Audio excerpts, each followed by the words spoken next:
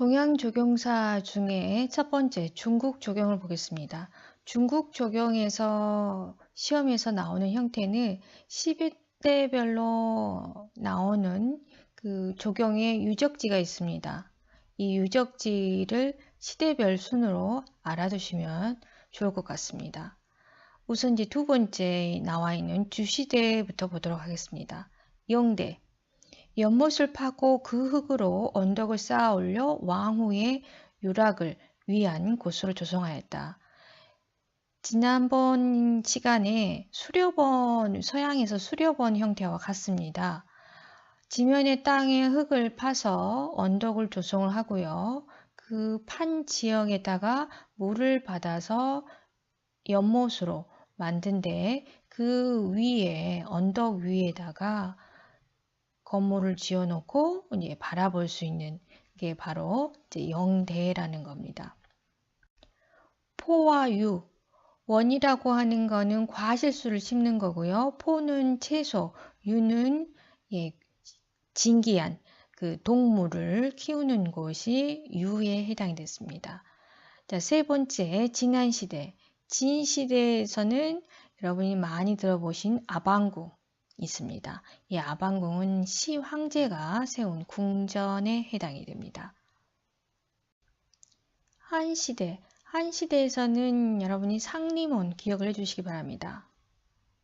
중국 정원에서 가장 오래된 정원에 해당이 됩니다. 상림원이 있고요. 자, 그 안에는 6개의 크나큰 이제 호수가 있습니다. 그래서 뭐 곤명호, 권영지, 석파지 등 크나큰 이제 호수로 조성이 되어 있고요. 이제 태액지라고 하는 거는 궁궐에 가까운 궁원을 보고 태액지라고 하고 있는데 그 연못, 태액지라는 연못 안에 봉래, 용주, 방장, 즉 신산이죠. 신선들이 사는 산. 그래서 이제 신산을 뜻하는 세 개의 섬을 축조가 되어 있습니다. 그 다음에 이제 진시대 때의 왕이지의 난정고사라는 이제 책자에 보면은 이 곡수수법이 소개가 되어 있습니다. 이 곡수수법은 포속정, 잔을 이제 돌려가면서 실을 읊거나 아니면 이제 벌칙으로 주어졌던 이제 그런 이제 유흥 방법이 되겠습니다. 자, 다섯 번째 당시대 보겠습니다. 당시대는 다음 페이지에 나와 있는 두 번째 나와 있는 이궁이라는 게 있습니다. 즉 별장이죠. 왕이나 왕후의 그 별장에 해당되는 건데 그 중에 첫 번째 온천궁이 있습니다. 온천궁은 화천궁이라고 해서 양귀비가 지냈던 장소이기도 한 온천궁이에요. 또는 우리가 화천궁이라고 합니다. 그래서 이제 온천궁 당나라의 때는 온천궁이 있었다라는 거 꼭 기억을 해 두시고요. 여섯 번째 있는 송시대로 가겠습니다. 송시대에서는 두 번째 나와 있는 태오석이라는 용어 알아두시기 바랍니다. 이 태오석은요, 그 아래에 나와 있듯이 가장 오래된 돌인데 화산의 영향으로 마마자구같이 구멍이 뻥뻥 뚫려 있는 그런 이제 돌입니다. 지금 이제 보고 계신 게 태오석이라고 해서 괴이하게 생긴 구멍이 이제 뻥뻥 뚫려 있는 이제 돌입니다. 이제 크기가 이제 작은 게 있고 어마어마하게 꼭 탑처럼 어마어마하게 큰 것도 있습니다. 그래서 이제 지금 보고 계시는 이제 종류가 태오석의 종류도 여러 가지가 있죠. 이런 이제 태오석은 이 당시에 꼭 사용되었던 조경의 그 시설물 중에 하나입니다. 재료 중에 하나죠. 그래서 이게 이제 꼭 필요하기 때문에 정원을 조성한 데 꼭 필요하기 때문에 누구나 정원을 꾸미고 온 사람은 꼭 태우석을 집어넣었어야 됐죠. 근데 이제 이 태우석이 크기도 크고 무게도 있기 때문에 이때 인력들이 모두 그쪽으로 운반하는데 빠져나가서 나중에는 이제 교재에도 수록이 되어 있지만 그것 때문에 망했다라는 말이 나오게 됩니다. 본문 다시 보도록 하겠습니다. 자, 네 번째 보시면은 다섯 번째 대표적인 정원이 있습니다. 그 중에 창랑정. 이 창랑정은 소주에 있는 정원이 되겠습니다. 소주에는 유명한 정원이 4개가 있는데 그 중에 지금 첫 번째 창랑정이 소개가 됐는데 이 창랑정의 시대는 송시대 때 해당이 됩니다. 일곱 번째 남송과 금원시대. 남송시대에서는 네 번째 장모라는 게 있습니다. 여러분이 알고 있는 처갓집의 어머님, 장모님이 여기서는 궁정 조경사에 해당이 됩니다. 그래서 장모, 궁중, 이제 조경사에 해당이 되고요. 자, 다음 페이지에 있는 금시대 보도록 하겠습니다. 이제 금시대에는 금온이라고 해서 자금성 후문 쪽에 있는 이제 금온인데 이게 이제 북해공원 베이하이라고 해서 지금 현재는 일반인한테 이제 공개가 되고 있습니다. 그리고 이제 북해공원.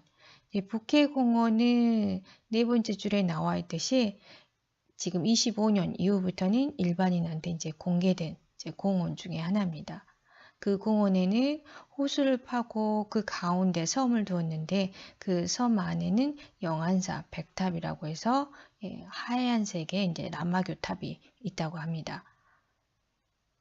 그래서 북해공원은 금시대에 해당이 되고요.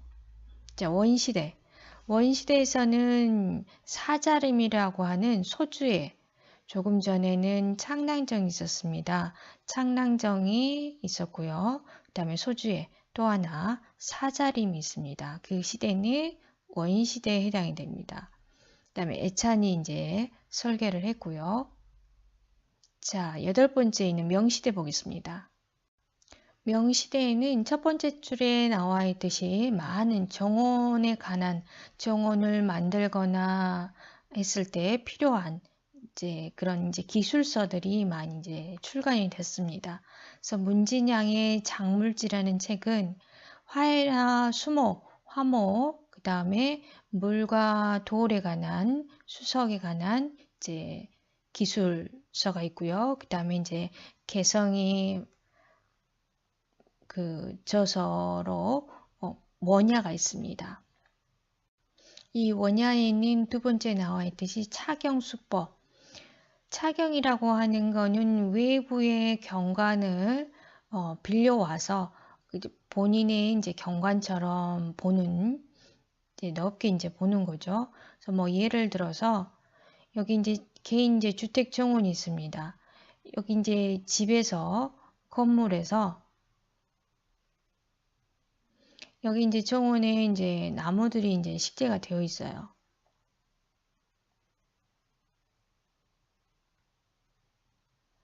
그런데 외부 밖에 이렇게 이제 산속 경관이 이렇게 이제 있습니다. 그러면 이 경관이 여기서 볼 때는 내가 바라보는 그 전체적인 큰 경관으로 이제 보이게 되죠. 이래서 이걸 보고 이제 빌릴 차, 그래서 경관을 빌렸다. 그래서 차경수법이라고 하고 있습니다. 그래서 개성에 원야가 있고요. 민간 정원에는 두 번째 있는 졸정원. 자, 졸정원은 소주에 있습니다. 지금 소주에 있는 게 처음에 창란정이 나왔고요. 그 다음에 사자림이 나왔습니다. 그리고 이제 졸정원이 나왔습니다. 그래서 졸정원은 물의 경관, 수경 경관이 아주 좋은 걸로 유명합니다. 그래서 이제 수경 경관이 가장 이제 화려하고 특색이 있는 정원으로 졸정원을 꼽고 있습니다. 아홉 번째 청시대는 다음 페이지에 있는 이궁으로 바로 넘어가도록 하겠습니다. 1번, 2번에 나와 있는 금원, 소원은 한 번씩 읽어보시고요. 세 번째에 나와 있는 이궁, 별장이죠. 원명원 이궁, 동양 최초의 서양식 정원에 선보인 게 원명원 이궁이 되겠습니다. 이 원명원 이궁은 우리가 서양 조경사에서 공부하셨던 그 평면기하학식, 이 평면기하학식을 선보인 조경가가 바로 르노트르였죠. 이 르노트르의 평면기하학식 양식이 선보인 게 동양에서는 최초로 원명원 이궁이 되겠습니다. 그래서 원명원 이궁이 있고요. 그 다음에 만수산 이궁의 이하원. 이하원은 지금 세 번째에 나와 있듯이 서태후가 지냈던 그 피서지에 해당이 되죠. 그 다음에 열합피서산장 또는 승덕피서산장이라고도 합니다. 이 열합피서산장 같은 경우에는 두 번째 나와 있듯이 현존하고 있는 중국에서 가장 큰 규모를 가지고 있는 이제 궁궐동산으로서 현존하고 있는 남아있는 산장이기도 합니다. 10번째 중국 정원의 특징 알아두시기 바랍니다. 두 번째 태호석을 사용을 했고요. 그 다음에 경관의 조화보다는 대비. 대비라는 용어 나오면 무조건 중국입니다. 대비에 중점을 두었다. 사실주의보다는 상징적인 축조가 되는 사의주의. 사의주의라고 하는 거는 그 건물이나 사물에 어떤 의미를 부여하는 걸 보고 사의주의라고 하고 있습니다. 그 다음에 8번째 차경수법 도입을 했고요. 11번째 각 도시의 적용. 여기서 세 번째 소주만 보겠습니다.